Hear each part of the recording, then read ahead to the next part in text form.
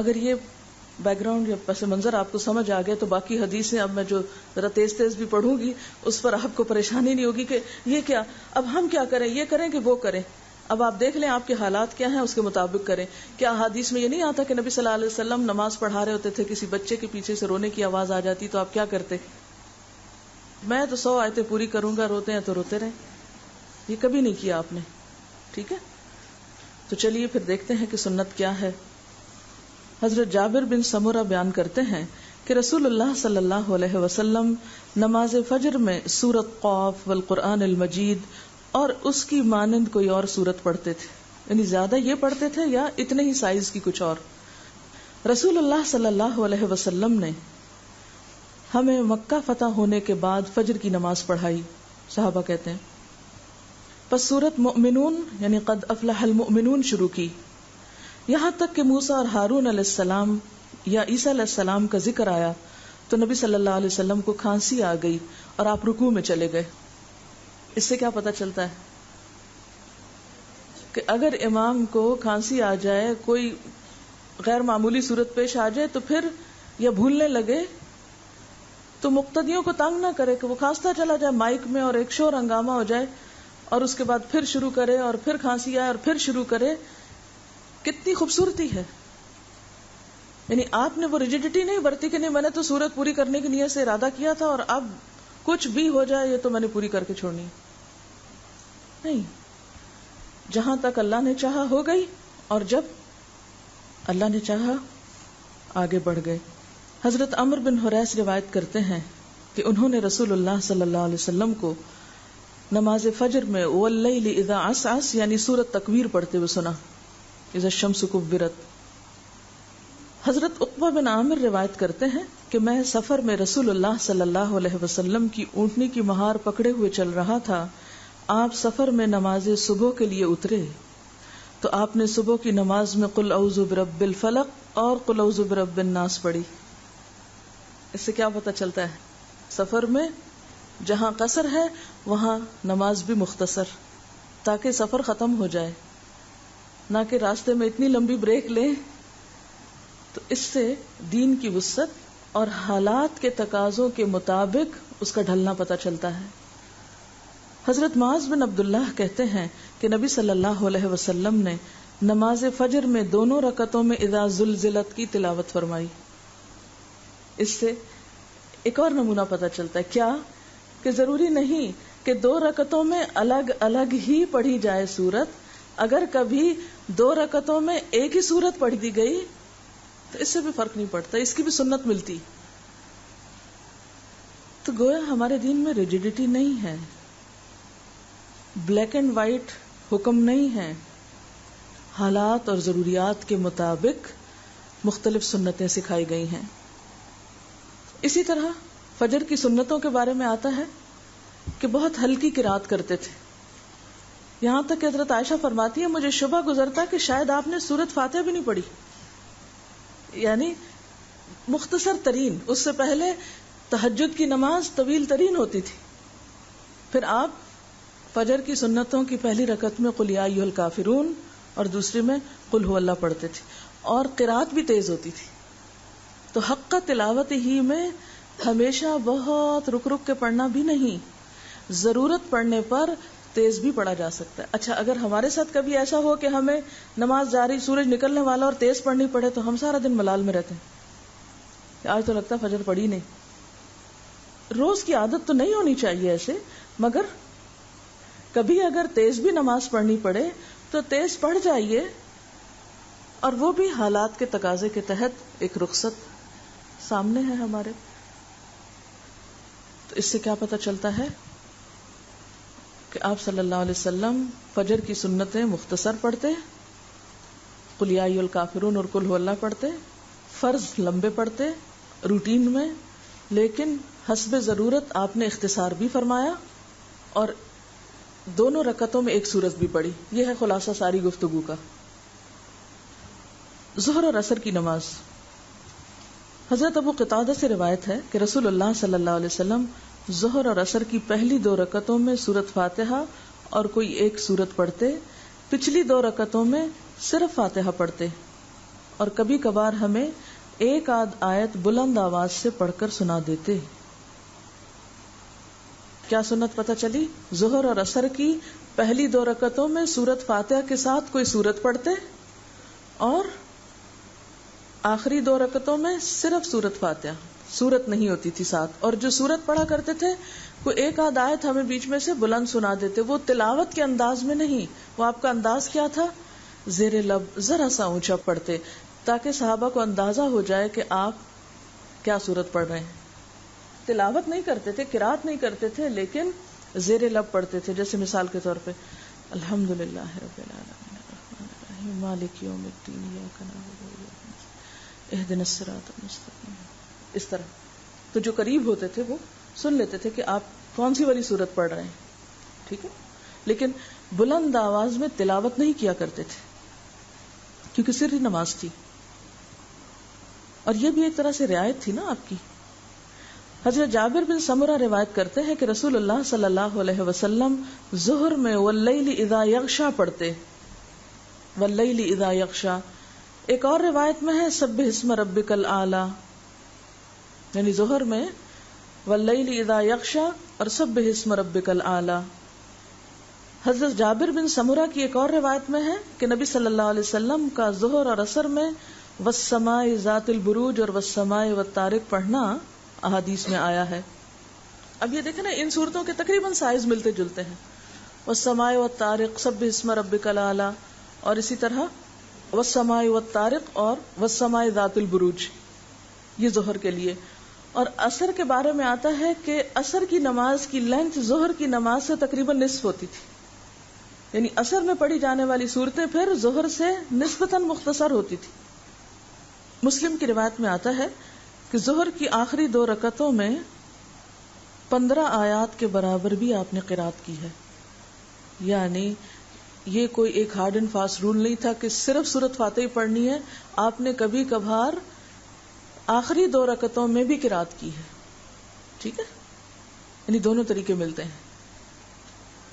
ایک طریقہ یہ بتایا نا کہ آپ صلی اللہ علیہ وسلم ظہر اور عصر کی پہلی 2 رکعتوں میں فاتحہ کے ساتھ سورت پڑھتے تھے. سورت کون کون سی؟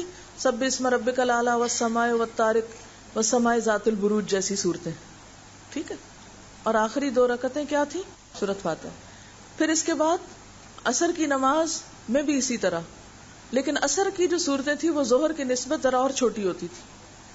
کبھی کبھی آپ نے ظہر کی باقی 2 رکعتیں جن میں عموماً سورت فاتحہ پڑھی جاتی تھی اس میں بھی سورت پڑھی ہے. یعنی اس سے کیا پتہ چلتا ہے کہ ظہر کی باقی 2 رکعتوں میں اگر کبھی آپ نے سورت پڑھ لی تو کیا ہوگا؟ غلط نہیں ہوگا. اسی طرح ایک تابعی نے ایک صحابی سے پوچھا، کیا رسول اللہ صلی اللہ علیہ وسلم ظہر اور عصر میں قرات کرتے تھے، یعنی سورت فاتحہ کے ساتھ کچھ اور پڑھتے تھے؟ تو انہوں نے کہا ہاں پڑھتے تھے. پوچھا کہ آپ کو کیسے پتہ چلا؟ فرمایا آپ کی داڑھی کی جنبش سے، یعنی جب آپ پڑھ رہے ہوتے تھے تو آپ کا چہرہ جب ہلتا تھا، یعنی بال ہلتے تھے، اس سے ہم پہچان جاتے تھے کہ اب آپ پڑھ رہے ہیں. اسی طرح کبھی آپ ظہر کی نماز اتنی طویل کرتے کہ ایک شخص اپنے گھر سے بقیع جاتا، رفع حاجت کے بعد واپس آتا، پھر وہاں پر وضو کرتا اور جا کر نماز میں شریک ہو جاتا، اور خصوصاً پہلی رکعت. اور ایسا آپ کیوں کرتے تھے؟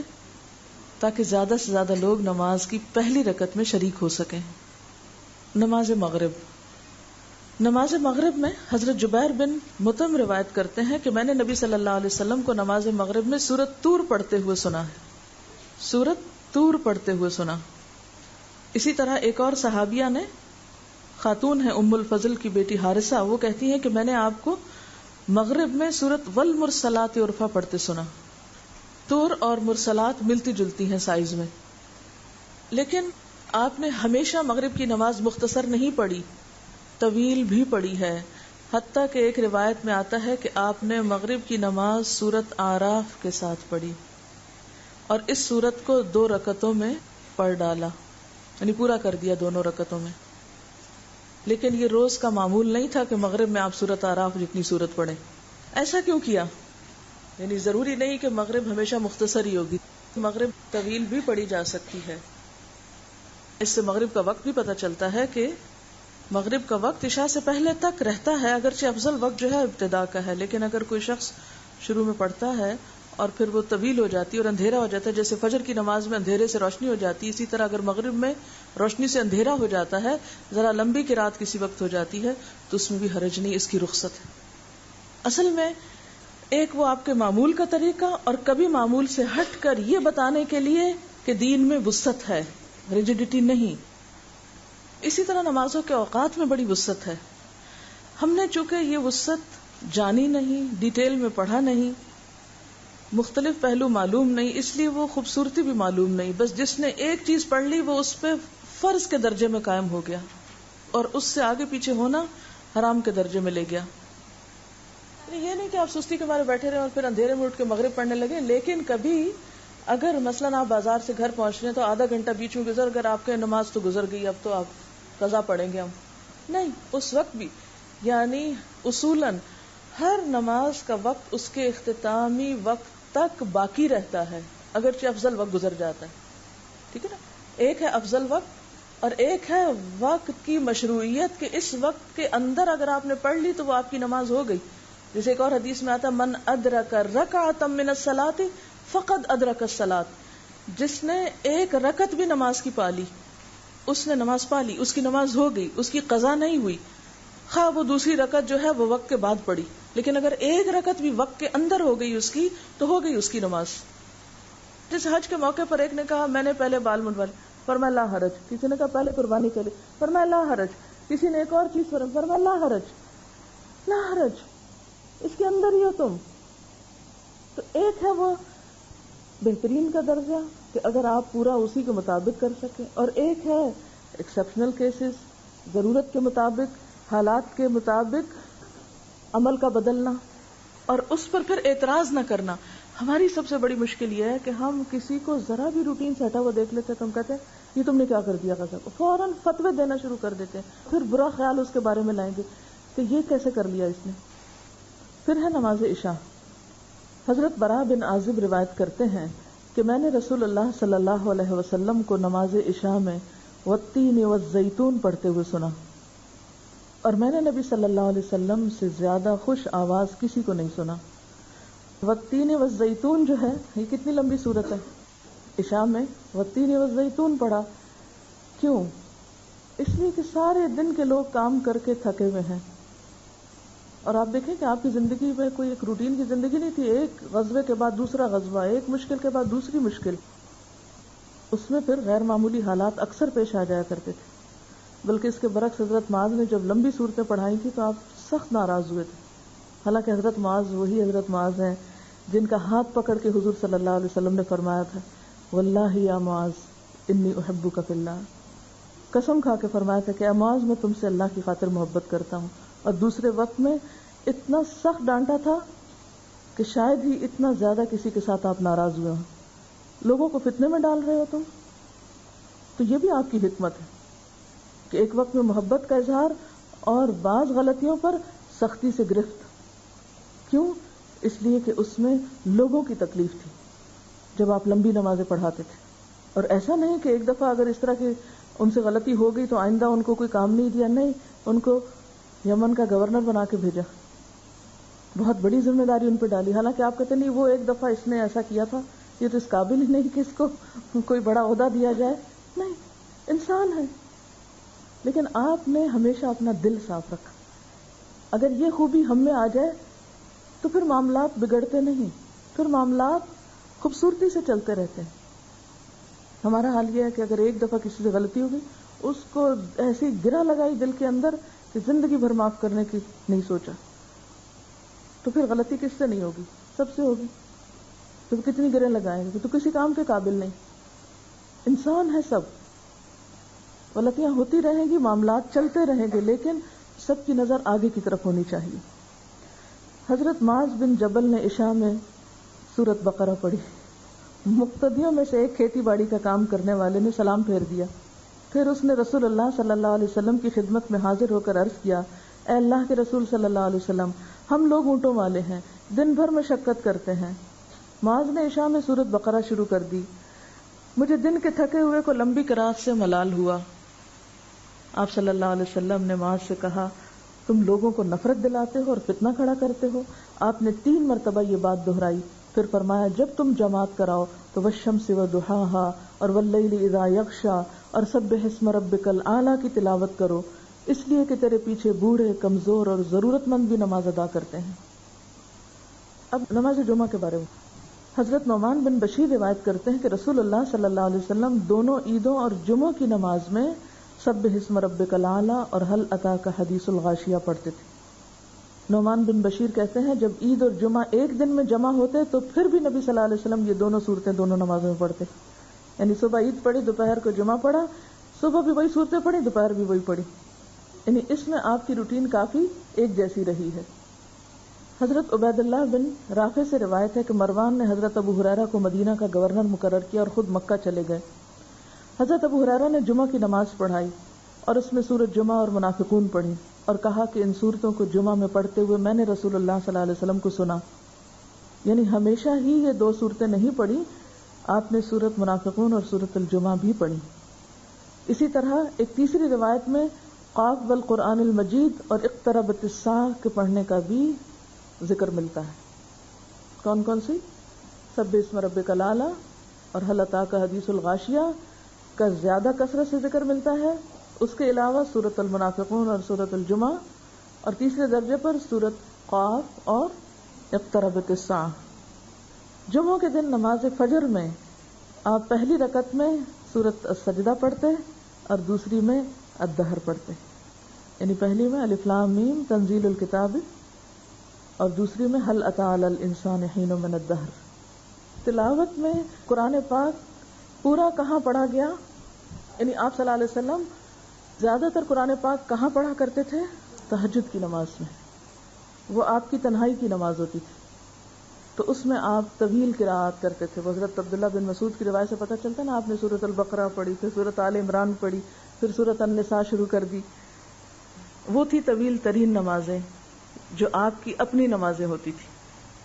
اور جب آپ جماعت کرایا کرتے تھے تو مختصر صورتیں، اتنی کہ لوگ برداشت کر لیں.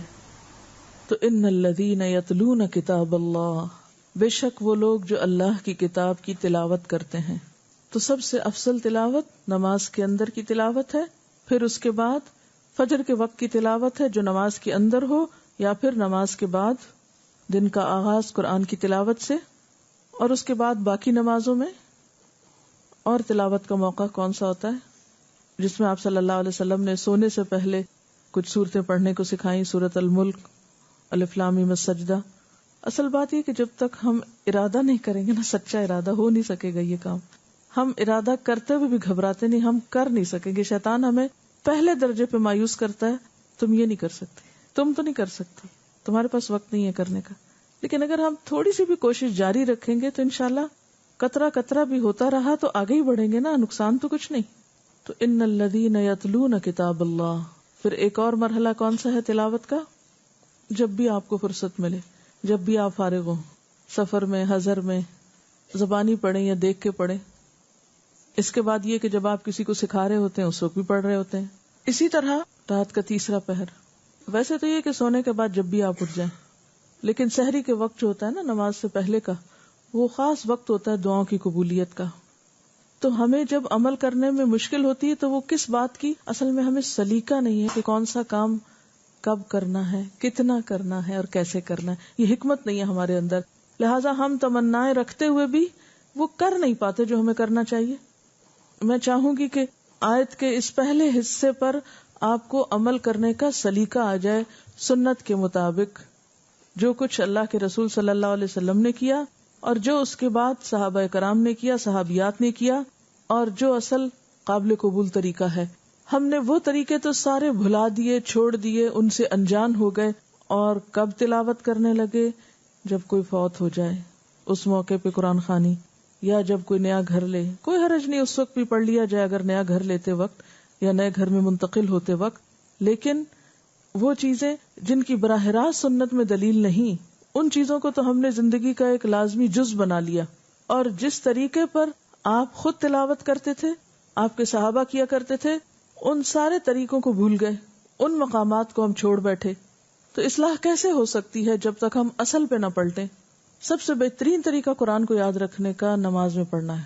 اگر آپ جتنا کچھ بھی یاد کیا ہوا ہے اس کو کچھ چیزیں ڈیلی، کچھ ہفتہ وار، کچھ مہینے میں ایک بار، اس لیے ہمیں ان اسباب پر بھی غور کرنا ہے کہ ہم تیزی نہ کریں، جلدی نہ کریں، تھوڑا تھوڑا کریں لیکن مستقل، مسلسل، کیونکہ وہ کام اللہ تعالیٰ کو زیادہ پسند ہے جو اگرچہ کوانٹٹی میں بہت تھوڑا ہو لیکن اس کو چھوڑا نہ جائے، اس کے اثرات ہی کچھ اور ہوں گے. تو آپ ان سب چیزوں کو دہرانا شروع کر دیں.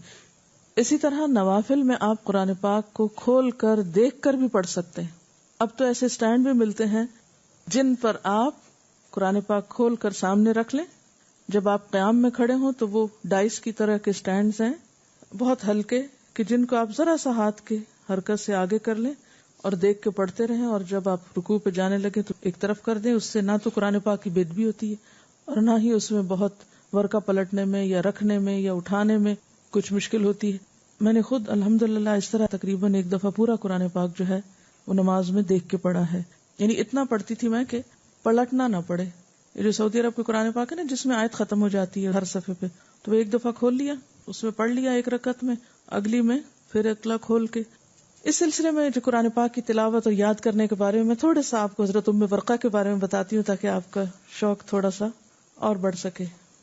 حضرت ام ورقہ الانصاریہ رضی اللہ تعالی عنہا کے بارے میں آپ صلی اللہ علیہ وسلم نے صحابہ کو فرمایا کہ ہمارے ساتھ چلو ایک شہید کی زیارت کریں گے. یعنی آپ خود ان کی زیارت کرنے کو جاتے تھے یا ان کی ملاقات کے لیے جایا کرتے تھے. ان خاتون کو یہ سعادت کس وجہ سے ملی تھی کہ آپ ان کی زیارت کرنے آتے؟ کتاب اللہ کے علم کی وجہ سے، کتاب اللہ کے یاد کرنے کی وجہ سے. یہ قرآن کریم کو جمع بھی کرتی تھی، معنی میں تدبر کرتی، فہم اور حفظ دونوں ہی بہت مضبوط تھے ان کے، اور نماز کے اندر ان کا پڑھنا بھی بہت عمدہ تھا. ابن حجر عسقلانی نے ان کی عبادت اور قرآن کے اہتمام کے بارے میں لکھا ہے کہ انہوں نے قرآن پڑھا ہوا تھا تو آن حضرت صلی اللہ علیہ وسلم سے اپنے ہاں مؤذن مقرر کرنے کی اجازت مانگی. ایک اذان تو مسجد نبی میں ہوتی تھی تو انہوں نے اپنے گھر میں ایک مؤذن مقرر کرنے کی اجازت مانگی تو آپ نے اجازت مرحمت فرمائی اور ان کو حکم دیا کہ اپنے گھر والوں کو نماز پڑھایا کریں. سنن نبی داؤد کی روایت ہے. عبد الرحمن جو حدیث کے راوی ہیں وہ کہتے ہیں کہ میں نے ان کا مؤذن دیکھا تھا، وہ ایک بہت بوڑھا شخص تھا جو آپ صلی اللہ علیہ وسلم نے ان کے لیے مقرر کیا تھا. اس طرح حضرت ام ورقہ نے اپنے گھر کو مسجد بنا لیا جس میں تمام نمازیں ادا کی جاتی، اور یہ نبی صلی اللہ علیہ وسلم کے اشارے پر ہوا، یعنی آپ کی اجازت سے ہوا، اور اس میں ان کے گھر کے بچے اور عورتیں وغیرہ آس پاس کی وہ نماز پڑھا کرتی تھیں. غزوہ بدر میں انہوں نے اجازت مانگی تھی نبی صلی اللہ علیہ وسلم سے کہ مجھے بھی ساتھ جنگ پر لے جائیں، میں وہاں مریضوں کی خدمت کروں گی، ہو سکتا ہے اللہ تعالیٰ مجھے شہادت نصیب فرما دیں. آپ نے فرمایا اپنے گھر میں قرار سے رہو، اللہ تعالیٰ تمہیں شہادت نصیب فرمائیں گے، یعنی تمہاری یہ خواہش پوری ہو جائے گی. یہ لوٹ آئیں اور انتظار کرنے لگی کہ مجھے کیسے شہادت ملتی ہے. نبی صلی اللہ علیہ وسلم جب ان کی مزاج پرسی کے لیے تشریف لاتے تو کچھ صحابہ کرام کو ہمراہ لے آتے اور فرماتے ہمارے ساتھ چلو، ہم ایک شہید کی زیارت کریں گے. یعنی ان کو دنیا میں ہی شہادت کی خوشخبری دی اور پھر ان کو شہیدہ کے نام سے پکارا بھی کرتے تھے. نبی صلی اللہ علیہ وسلم کی وفات کے بعد عہد صدیقی میں بھی ان خاتون کا یہی طریقہ رہا، یعنی ان کی عبادت اور تقوی. حضرت عمر رضی اللہ تعالیٰ عنہ کے دور میں بھی حضرت عمر بھی ان کا بہت لحاظ فرماتے اور آپ صلی اللہ علیہ وسلم کی پیروی میں ان کی مزاج پرسی فرمایا کرتے تھے. عیادت نہیں، مزاج پرسی. کہیں آپ ایسا نہ سمجھے کہ وہ جب کبھی بیمار ہوتی تھی تو تبھی آپ آ کے ان کی عیادت کیا کرتے تھے. مزاج پرسی یعنی ان کا حال حوال معلوم کرنے کے لیے جاتے. تو ان کی شہادت کیسے ہوئی؟ حضرت ام ورقہ کے ایک غلام اور ایک باندی تھی، ان سے اپنی موت کے بعد آزادی کا وعدہ کر چکی تھی، تو ان سے صبر نہیں ہو رہا تھا تو انہوں نے ان کو قتل کر دیا اور فرار ہو گئے. جب صبح ہوئی تو حضرت عمر نے فرمایا واللہ آج میں نے اپنی خالہ ام ورقہ کی تلاوت کی آواز نہیں سنی. پھر وہ ان کے گھر میں داخل ہوئے تو کچھ نظر نہ آیا. جب کمرے میں داخل ہوئے تو وہ ایک کونے میں چادر میں لپٹی پڑی تھی. حضرت عمر نے فرمایا کہ اللہ اور اس کے رسول نے سچ فرمایا تھا صلی اللہ علیہ وسلم. پھر آپ منبر پر تشریف لائے اور حکم فرمایا کہ ان دونوں کو میرے پاس ڈھونڈ کے لاؤ، یعنی قاتلوں کو. چنانچہ انہیں پکڑ کر لایا گیا. آپ نے ان سے پوچھا، انہوں نے اعتراف کر لیا. تو آپ نے ان کو پھانسی دینے کا حکم دیا. مدینے میں یہ پہلے شخص تھے جنہیں پھانسی دی گئی تھی. اس وقت حضرت عمر نے فرمایا رسول اللہ صلی اللہ علیہ وسلم کی بات صحیح ثابت ہو گئی. آپ ہمیں فرمایا کرتے تھے ہمارے ساتھ چلو ایک شہید کی زیارت کریں گے. کیا پتا چلا ان کی تلاوت کی آواز کون سنتے تھے؟ پردہ تھا ان کی آواز کا. کسی خاتون کے پاس نبی صلی اللہ علیہ وسلم کا صحابہ کو لے کر آنا اور ان کو شہادت کی بشارت دینا، یہ سب کچھ کس بنا پر تھا؟ ان کے تقوی اور قرآن سے محبت کی بنا پر. یہ ایک طرح سے پہلی حافظہ قرآن تھی مدینہ کی، کیونکہ اس دور میں ابھی جمع بھی نہیں ہوا تھا نا، تو یہ جمع کرتی جاتی تھی اور ساتھ ساتھ حفظ کرتی جاتی تھی.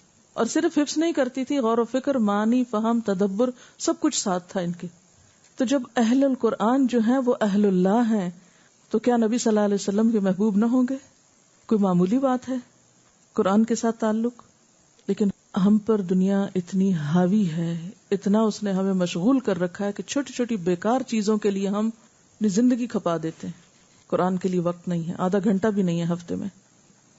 حضرت ام ورقہ کو آپ صلی اللہ علیہ وسلم نے غزوہ بدر میں شریک نہیں ہونے دیا تھا، لیکن حضرت ام عمارہ نے بیعت عقبہ اولا سے لے کر جنگ یمامہ تک تقریباً ہر جنگ میں شرکت کی.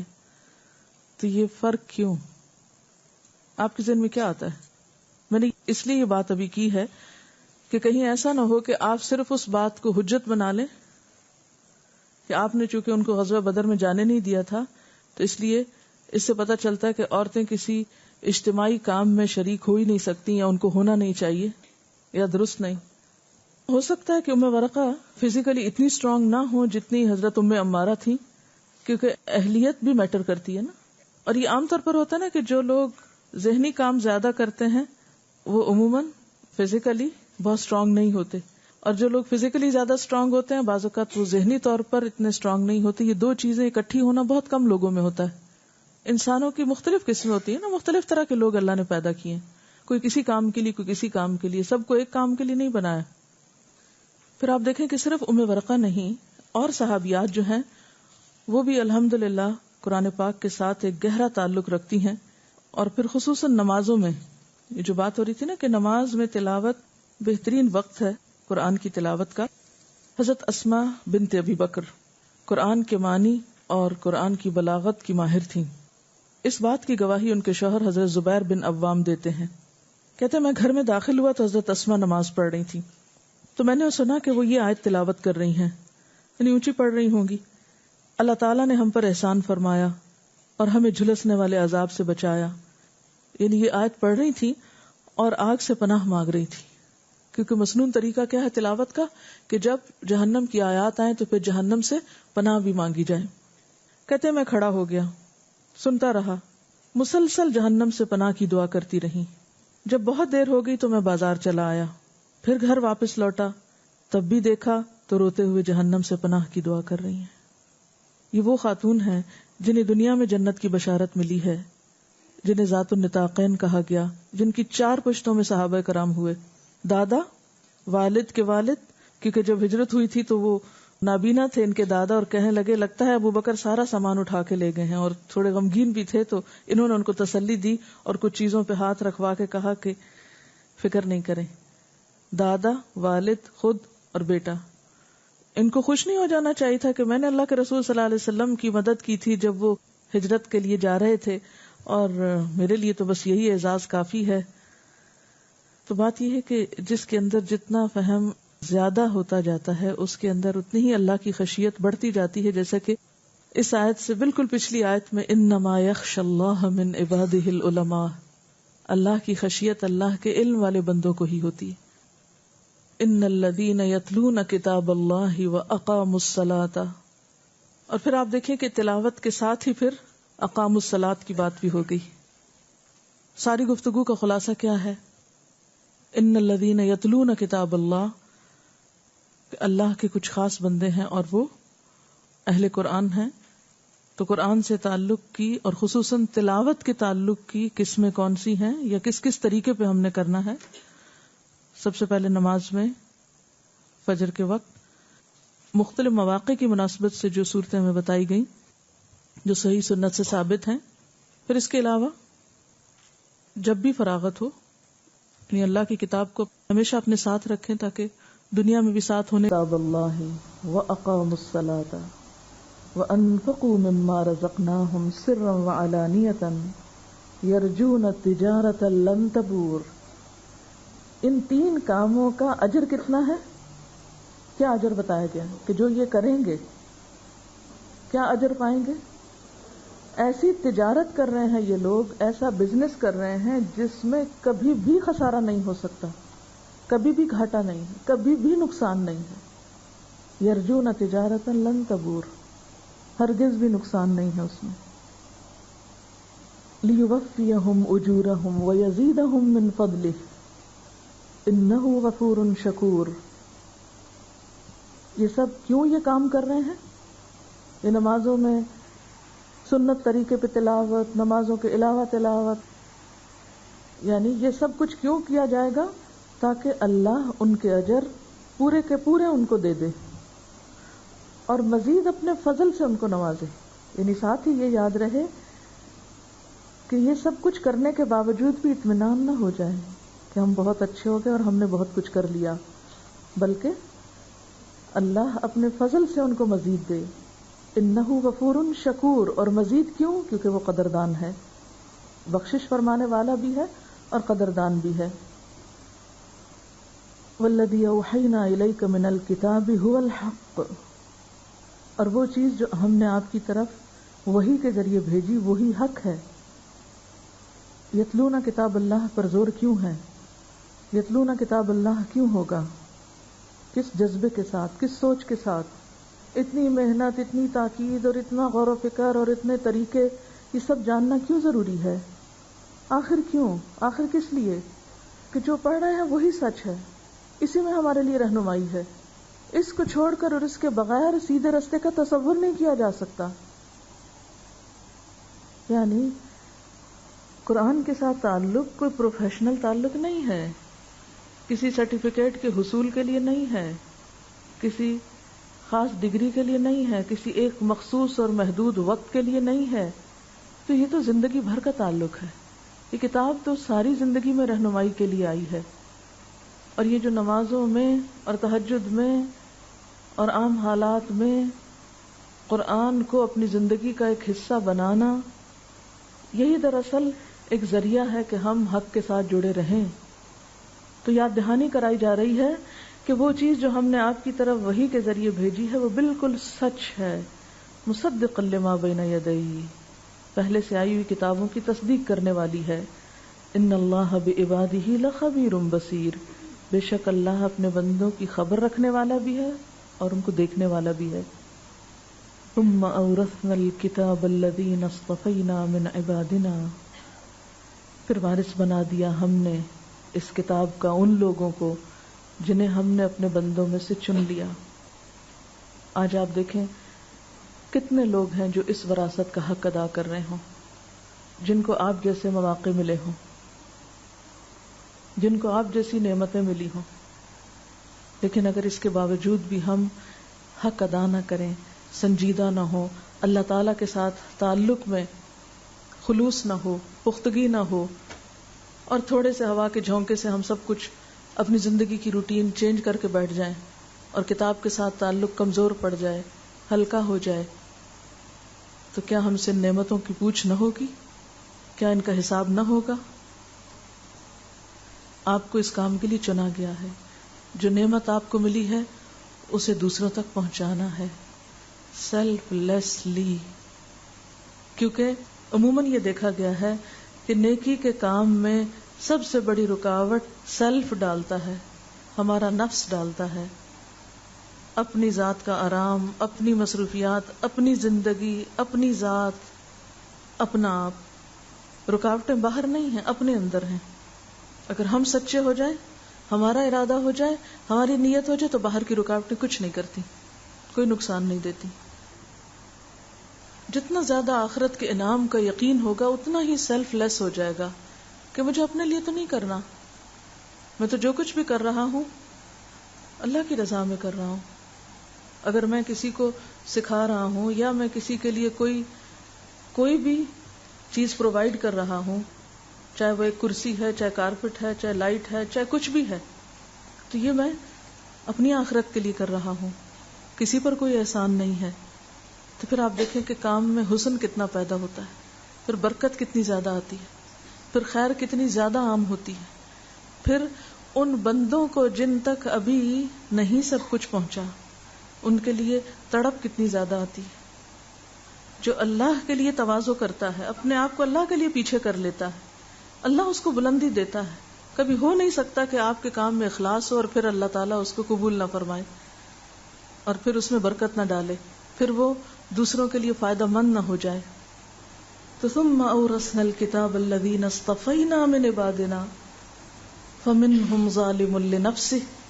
کچھ تو پڑھ لکھ کے اتنے بے عمل ہو جاتے ہیں کہ گویا پڑھا ہی نہ ہو، اپنے آپ پر ظلم کرنے والے ہیں. ومنہم مقتصد، بعض درمیان کی راہ چل رہے ہیں، جب آسانی ہوئی، سہولت ہوئی، کرنا ہوا کر لیا، نہیں کرنا نہیں کیا. ومنہم سابق بالخیرات باذن اللہ، اور کچھ اللہ کے اذن سے نیکیوں میں دوڑ لگانے والے ہیں. ذالک هو الفضل الکبیر، یہ ہے بڑا فضل. 3 گروہوں کی بات کی گئی ہے جنہیں کتاب ملی. ثم اورثنا الکتاب الذین اصطفینا من عبادنا. ان میں سے ایک تو وہ ہیں جو سیلف موٹیویٹڈ ہیں. سیلف موٹیویٹڈ کون لوگ ہوتے ہیں؟ کہ جن کو کسی کو کہنے کی ضرورت نہیں ہوتی، وہ خود ہی نیکیوں میں دوڑ لگا دیتے ہیں. سابقون بالخیرات باذن اللہ. کچھ ایسے ہوتے ہیں کہ جن کو یاد کرا دے، کوئی کہہ دے کچھ تو کرنے لگ جاتے ہیں، کوئی چلائے تو چلتے ہیں، نہیں چلائے تو بیٹھ جاتے ہیں. بیچ کے لوگ، کبھی کر لیا کسی نے، پھر دھکا لگایا، پھر چل پڑے، نہیں تو پھر تھوڑا بہت آگے پیچھے سستی کر لی.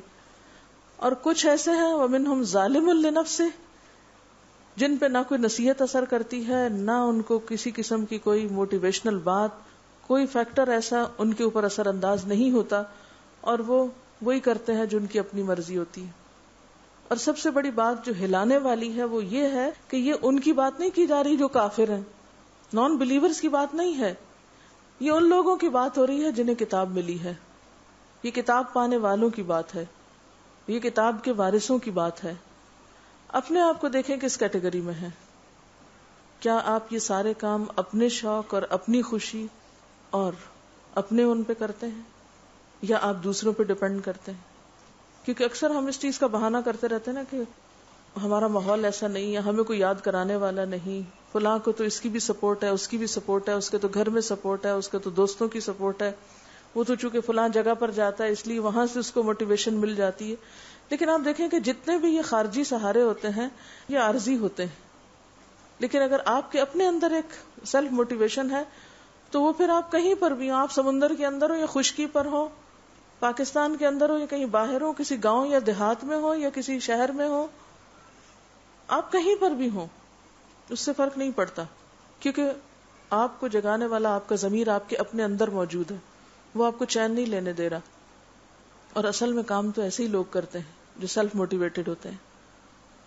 صرف کسی کے یاد کرانے سے، کسی کے کہہ دینے سے، کسی کے شوق دلانے سے، یہ کسی کو دیکھ کر شوق آ جانے سے، ٹھیک ہے وقتی طور پر ابتدا میں انسان کو ضرورت ہوتی ہے، لیکن ساری زندگی اگر انسان بیساکھیوں پہ چلتا رہے اور ساری زندگی انسان دوسروں کا محتاج رہے تو پھر ایسا چلنا کیا چلنا ہوا. آپ نے دیکھا ہوگا کہ بچے جب شروع میں کام کرتے ہیں، جیسے ہوم ورک انہوں نے کرنا ہوتا ہے تو مان کے نہیں دیتے، آپ ان کو پش کرتے ہیں، زبردستی کرتے ہیں، سکھاتے ہیں، ان کو بٹھاتے ہیں، پھر آہستہ آہستہ ان کی عادت ہو جاتی، پھر ایک وقت آتا ہے کہ پھر وہ خود ہی کام کرنے لگتے ہیں. لیکن بعض بچوں کو بڑے بھی ہو جائیں تو بار بار کہتے رہنا پڑتا ہے اچھا کام کر لو، اچھا اب اٹھ جاؤ، اچھا اب سو جاؤ، ہر بات میں محتاج ہے کہ کوئی ان کے پیچھے ہو. تو ایسے لوگ کچھ بڑا کام نہیں کر سکتے جو ہر وقت دوسروں کے محتاج رہے کام کرنے میں. جب دنیا میں ہم ہر چیز میں آگے جانا چاہتے ہیں تو آخرت کے اعتبار سے سب سے آگے جانے کی کیوں نہیں سوچتے، کیوں نہیں فکر کرتے؟ تمنا تو وہی رکھی ہوئی ہے لیکن کام اس کے لیے کچھ نہیں. دنیا میں عمل کا وقت ہے، جزا کا نہیں، حساب کا نہیں، اور آخرت میں حساب کا وقت ہے، عمل کا نہیں. اوکے، سبحانک اللہم و بحمدک نشہد ان لا الہ الا انت نستغفرک و نتوب الیک. والسلام علیکم ورحمۃ اللہ وبرکاتہ.